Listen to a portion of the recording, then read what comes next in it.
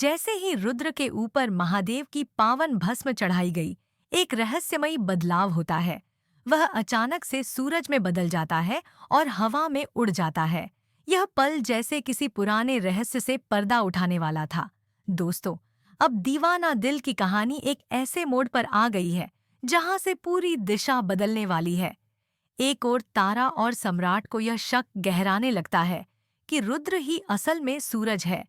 इस संदेह को दूर करने के लिए वे एक सिद्ध बाबा के पास जाते हैं।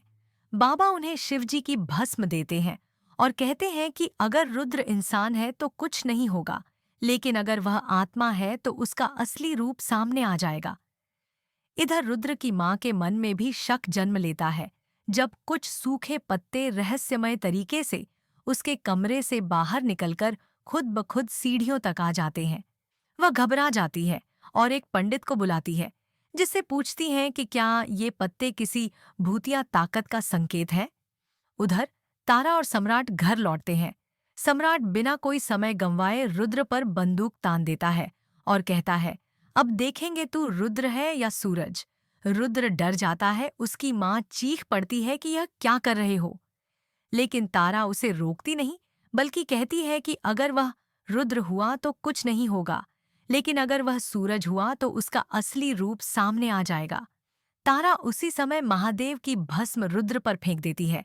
एक पल में रुद्र का चेहरा बदल जाता है। अब वह रुद्र नहीं, सूरज है। सच्चाई सबके सामने आ जाती है। सूरज मरा नहीं है, वह आत्मा बनकर अब भी जीवित है। लेकिन कहानी यहीं थमती नहीं। अब खुलता है तारा का भी एक गहरा राज। जो तारा सबके सामने है, वह असल में वसुधा नहीं है। उसकी बॉडी में कोई और औरत है। यह वही औरत है जिसने सूरज के साथ मिलकर एक षड्यंत्र रचा है ताकि वसुधा कभी अपनी आत्मा को दोबारा अपने शरीर में न लौटा सके। बाबा बताते हैं कि अगर 15 दिनों के भीतर वसुधा को उसका दिल और दिमाग वापस नहीं मिला, तो वह भी आत्मा बन जाएगी।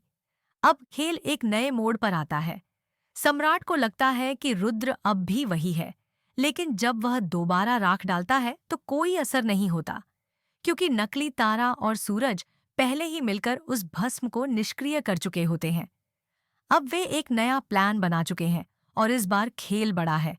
तभी अचानक एंट्री होती है उस पंडित की, जिसे रुद्र की मां ने बुलाया था।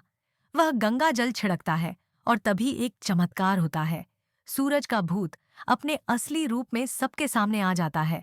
अब सभी सकते में हैं। आगे क्या होगा? क्या वसुधा अपनी बॉडी वापस पा सकेगी? क्या सम्राट सच्चाई को पहचान पाएगा?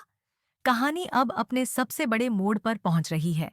ऐसे झटके और रहस्य सामने आने वाले हैं कि देखने वाले भी कह उठेंगे, अब असली खेल शुरू हुआ है।